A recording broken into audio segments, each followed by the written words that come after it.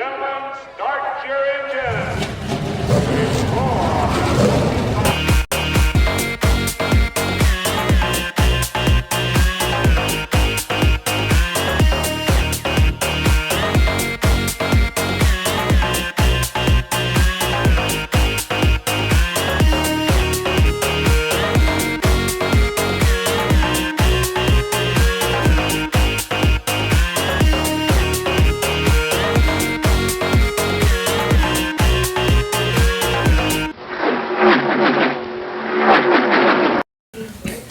All right, welcome to Shifting Gears. We have 5 different topics, basically 5 different gears we're going to talk about here. Let's go ahead and get to the first one.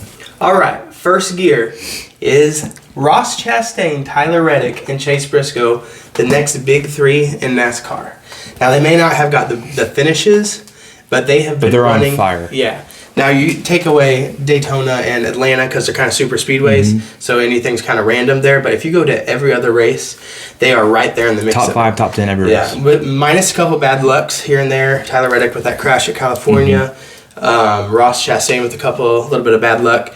But still, they would finish in the top 5 if it wasn't for that. Look at what they did today. All 3 of them were in the top 3 at one point. Yeah, all 3 were in the top 3 at one point, but not just in the top 3. They were there all day. Yeah. All day. And, of course, Chase Briscoe had a little bit of bad luck though towards the end. Maybe his tires fell off a little bit. But other than that, are they the big 3? I think so. I say based off this year, I'd say yes. I say they're the next, I don't know, I would say Kevin Harvick, Kevin Harvick, Chase Elliott, maybe. Yeah. Bold prediction. I know, and I could be wrong. But, I mean, the way they've started off the season, I'd say I'm not counting them out anytime soon. I have them. Of course, we have our family fantasy standings that we do, and I have them right there most of the time. So, yeah. And now I will say I can see all 3 winning a championship, but Chastain's going to be a little bit difficult because it is technically an underfunded team. Yeah. But I give him 4 or 5 years, he's going to get a good ride, and he's going to be a championship contender. That's the thing, too.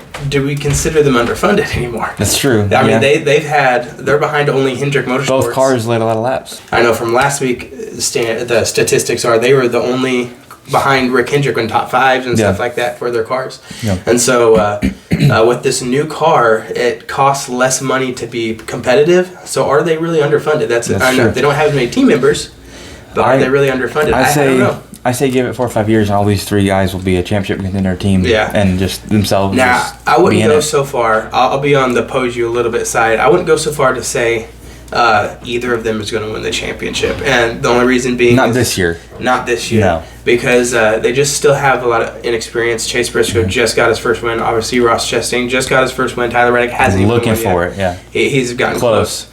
But they have so much bad luck still. I don't think they're going to win the championship. Not this year, but like I said, I say 4 or 5 years, and I think one of them is going to have they're it. setting up to be the next big 3. They may not be right now, but they're going to be. They're setting up to be the next big 3. All right, now shifting into second gear. When will Suarez get his first win? That's a good question because I've been asking this question since he got in to the Cup Series in 2017. He's surprising ever since. Yeah, and the thing is, he's had so much bad luck, but also there's a point in time where I thought he was going to be a bust. Yeah, and that's just the way it is. But of course, he got rushed up a little bit, maybe a year or 2 too soon, since Carl Edwards retired after 2016 season, and he replaced them, of course, if you remember. But since then, he's kind of just not lived up to potential until last year. And last year, he really, if you look at statistics, really didn't run that great. But it was because it was a new team and we had no expectations for him. He exceeded those, so it made it feel like he did a lot better. But this season, of course, he got really close to the win. If I recall, I think it was California. I think he led the last lap, if I'm not mistaken, going to the last lap. Yeah. So, I mean, he's got potential. And, of course, we see how good Trackhouse has been. Ross Chastain, this is his 4th straight top 3 finish. Yeah. The top 3? Top 3? Yeah, I think it's top 3. It could be top 2. I don't know. I have to look again, but I think it's top 3. 4th straight. Yeah. There's only been 6 races. Yeah, it's true. Good point. And I thought at the beginning of the race, the way the beginning of the race was going, I thought for sure Suarez was going to be up there. I thought he was. I thought he has a chance. Yeah. Yeah, and I think it's good, man. I think within. I'm going to give him a realistic timeline. I'll say. I say by playoff times he'll have 1 win. Yeah. I do think Suarez will win once. I personally think, I'm going to go out on a limb here and say, I personally think his first win is going to be coming at a surprise track. Not a road course that everybody thinks he's going to win at. I think it's going to be that 1.5 miles that nobody's expecting it. He just has a good car, luck goes his way, and you're going to see him go together. Here's what I think. And of course, I could always be wrong, but guess where we're going in a few weeks. Bristol Dirt. Oh, yeah. Remember who almost won that race? Yep, true. Daniel Suarez. Sure. I was there. I was cheering for him. Yeah. Man, it was awesome to see him lead that many laps, and of course I was there, so I didn't get the pleasure of seeing on TV exactly what happened, but I just know his car faded off after Logano passed him. I think he finished in the top 5 still. So I think he's got a shot there, and that team of course has made a huge leap forward since last year. So if they take another good car there, I think that's where he gets it. Yeah. I think he gets it at Bristol Dirt. That's my pick. Yep. So I still say 1.5 miles. I don't know. I just think it's going to be a surprise track that at the end of it we're like, where in the world was he and how in the world did he do it? Yep. So. All right, shifting into third gear here, we need to talk about, will Denny Hamlin's luck change? Eventually, right? Eventually. You'd think. Ever since Daytona, when he got in that big one and we saw him doing the crab walk all the way back to pit road, I thought, it's just a fluke, because he was so good at Daytona. But, man, he hasn't done much since. I think he's finished a race since, but something has happened to him in every single race this year. And he was even doing pretty good today, I thought. And honestly, I thought halfway through the race, I think it was, I thought he's running up there top 10, I thought maybe today's the day he's going to get a solid finish and get momentum going his way. And that's all he needs. It's just a solid finish at this point. Yeah. Get the momentum going his way, and then I can still see him winning at least one before playoffs. Yeah. But I don't know if the way the season's going, if he'll get in the playoffs. Yeah. And I don't consider Denny Hamlin a really good road course racer, so I wasn't expecting him to win today. But I did think he needed a good solid top 15 right at the end. least. Right at the end he got spun, and of course once you get spun out at the end, there's no chance to come back, you know. So if I had to pick a track where he would win at, obviously I would have to say Talladega coming up. He's so good at the super speedways, and so that would be my pick for him to win. Will his luck change? He's got a lot more responsibilities when it comes to his car owner now. Yeah. With Bubba Wallace, and not There's just too Bubba much Wallace. on his plate. Yeah, not just Bubba Wallace now. Last year was just one car. Now it's a 2-car team. Yeah. And so he's got to focus on Kurt Busch and Bubba Wallace and making sure they're doing good.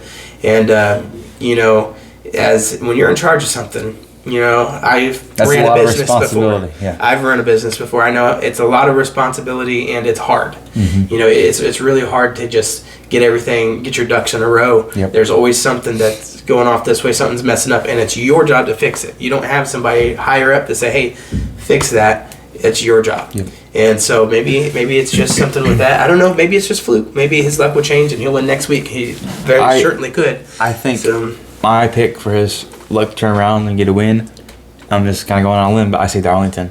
I say maybe Darlington is his turnaround spot. So, all right, shifting in the fourth gear now. Chase Briscoe's penalty, or no penalty, I should say. Should Chase Briscoe have gotten a penalty on that when they said he did and NASCAR rescinded it? I'll say what I think about it. All right, what do you think? I think it's kind of hard to do, but I think they're right, because I think since he got pushed off, he couldn't control what happened. I say that was the right call.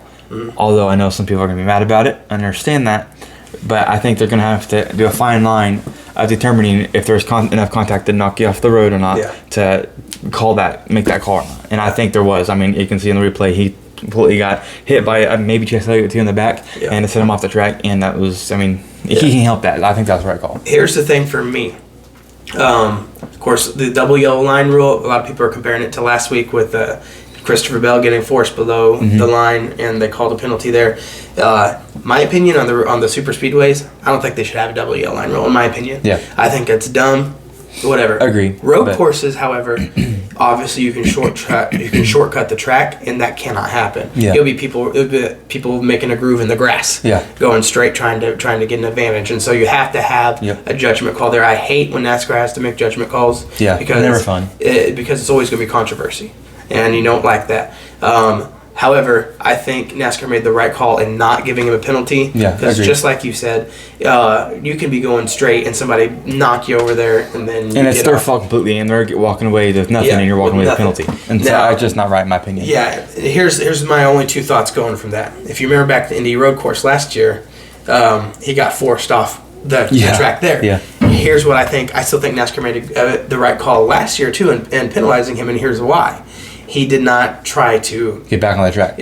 Bumped Denny Hamlin, whatever. Stay right there where Hamlin was like right next to him, and he just went on. He just hung a hard left and cut. I mean, he was 10 car lengths ahead of Denny Hamlin, and obviously you can't have that, so they had to penalize him. That's too big of an advantage, yeah. But if he would have stayed right next to Denny Hamlin, would have seen what NASCAR would have done, and I would have made the thing there where no penalty there. Also, second thing is, should AJ Allmendinger or somebody, the person who forced them to shortcut that track, should they be penalized? We've seen that. We've seen it at super speedways where if you force that person behind there, then they're the ones getting penalized. My call again is it's racing. Yeah, they're going. I want to see. I don't know exactly how fast they're going in that spot, but you're literally going. You go 30 miles an hour. You're going 30 miles an hour. If you go like this and go like this and go like this and go like this, eventually your car's going to get loose. Yeah. And they're going 100, something like that. 150 maybe. I don't know, 120, 130. I have no idea. I have to look. And they're slinging those cars around in those S's. Somebody's going to get loose and they're going to make contact. Yeah. And I think it's a right call for no penalty there as well. Yeah. I know some people are going to say that whoever needed to penalize them. I don't think so. I kind of feel the same way with the super speedway though. I don't think there should be a double yellow line at super speedway. So that also leads me to say that I don't think anybody should be penalized if they force you. I don't know. It's just racing. I don't know how to explain it. It's racing. I don't care. I mean, I don't think anybody should be penalized for that at all. But obviously, when it comes to road courses, in Chase Briscoe's instance, if he just cut the course, penalize him. Mm-hmm. But if it's forced or anything, nobody should be penalized at all. That's just my opinion. 100% agree. 100% agree with that. All right, shifting into fifth gear here. The race overall. This is the first road course race with the next gen car. Loved it. Was it a good race? I think you said it right there. Yes. Yeah. I 100% loved it. Of course, as you can tell, we're big Chase Elliott fans, and so would we have loved to see Chase Elliott win? Obviously. My bias self says, of course I would have. But even with Chase Elliott not being up there, he was fourth. And that was as high as he got. He was fourth. I'd love to see him go up there and see how fast of a car he had. Of course, won't talk about this, but the pit crew. Enough said. Yeah. Okay. Yeah. They do so good at the beginning of the race. You're like, man, he gained 4 spots on pit road. He gained this much. And then the last pit stop, they're like, okay, let's go ahead. Every position we made, let's go ahead and make sure double that to the bottom. Yeah. That's how much we'll lose this time. Yeah. But we're not talking about that. That's besides the point. Would I like Chase Elliott to have won? Of course I would. Yeah, obviously. Bias. But such a good without race. Even having your favorite driver up there racing, just watching the race in general, those top 3 people with very few wins to their name, to their credit, and watching them battle it out, man, it was good. Daniel Suarez on stage 1 went off and just dominated and finished and won that stage. Stage 2 was closer, and then in stage 3, I don't remember a time where the first place guy got more than maybe a second, maybe 2 seconds ahead, which is. I don't know if you say rare, but it's uncommon at a road course. And I was entertained the whole race. The cars are kind of built for that type of racing, and it was really good. I never was sitting here bored out of my mind watching the race like some road courses can be. I was pretty happy with it, and I thought, man, this is actually good racing. Watching people come from on the rear, from the back to the front, just the cars, they're meant for that. They can take a beating, they can take some beating getting up in the field, and I really liked it. I thought it was really good. I was entertained. Love the race. It's one of the few road course races where you could just watch start to finish and not have a part in there where you're just falling asleep. Yeah. Because it was just entertainment, that's the theme this year is just entertaining racing, and I really, really, really enjoyed it. I think I can't wait for the next road course. I'm glad that we have a lot more road courses than just 2. And of course, then they had 3. Now they have 6. Yeah. And I'm glad they do because it's good racing. With these cars, it's gonna be really good. Yeah, I really do think that road course racing, which was good anyway, you'd have maybe a couple snoozers here and there, but I don't think you're going to have many snoozers. I think the snoozers are going to be uncommon. Yeah. And with this car, you still will get it. It's not perfect racing. It'll be those races. Yeah. but I think it'll be few and far between. So I really, really enjoyed this race. As far as what I would give it percentage-wise, of course, everybody ranks races percentage-wise. What I would give it percentage-wise, I'd say probably, I'd say maybe an 80%. And which is good. Yeah. Because the only reason it's even that low is because stage 1 was kind of uneventful. People kind of learning the cars, I guess. But it definitely picked up towards the end, and I really liked the race. So if stage 1 would have been more like maybe stage 2 with the racing and not as far of a lead, then I'd give it maybe even 95. You know what I mean? It was really. I would say good, I'd give it an 85, 80 for the racing, out of 5 for the finish. Yeah. That finish was amazing. I loved it, and I saw Allmendinger just getting up there close to Chastain. I thought it was going to be good. You know, one of those almost like the Watkins Glen type finishes you see all the time. Yep. And I knew it was going to happen. I was excited for it, watching it, and I was getting up, and I was setting up my seat ready, and it was good. I don't think anybody did anything wrong. I think Allmendinger, he moved him, tried to move him out of the way. He did. Did what he had to do. Yep. Chastain did what he had to do. Yep. Yeah. And Bowman, I mean, he was there. He was there to back into another win. Yeah. So, yeah, exactly. So and he was there. You can't back into wins when you're there to take advantage of it. Yeah. And he almost had it. I thought at one point, I think Bowman just stole this win from him, but. Obviously, Ross Chastain did what he had to do, which I don't blame him for doing it. I would have done it too. There was a point on that last lap where I literally told my wife, I said, oh, they're going to get into each other, and Alex Bowman, in my exact words, was going back into another win, taking, of course, what Kyle Busch said a couple weeks ago. But they didn't, and Ross Chastain was my underdog. So if Chase Elliott couldn't win, I was wanting him to win, and I was cheering for him the whole race too. Yep. And I was like, you need to bump him. He just needs to bump him back. It's a fair game, but as soon as AJ Allmendinger bumped him, AJ Allmendinger, but he bumped him, and he was my underdog. So I wanted him to win. So I bumped him back, and he did. I hated that. Brothers racing. Yeah, right? I hated that AJ Allmendinger spun out, and I don't even know if he finished the race. I don't think so. He was care center. So I think got stuck in the sand. I was ended up trying to get stuff ready for what we're talking about right now, so I didn't really see a lot of post race. But yeah. Great race, great finish. I have no complaints really. Yeah. I think it's good to see these cars the way they are, having these underdogs, quote unquote, win these races and be up there. It's a good NASCAR season. I think it's gonna be great. It's a great NASCAR season. I'm looking forward to next week. I'm looking forward to having this a weekly race review video. We've had these mics for how long now? Probably 5 or 6 months. I'll tell you when. The first time we tested this, make sure we could do this and get stuff ready for this, was after the Bristol night race of last year, because we had a test where we were talking about Chase Elliott and Kevin Harvick feud. So that's how long we've had this and getting ready for it. Finally so glad we're able to have this. Of course, we both have wives. We have our personal lives. We're brothers. Yep. And just busy life. Busy life. Yep. But hey, guess what?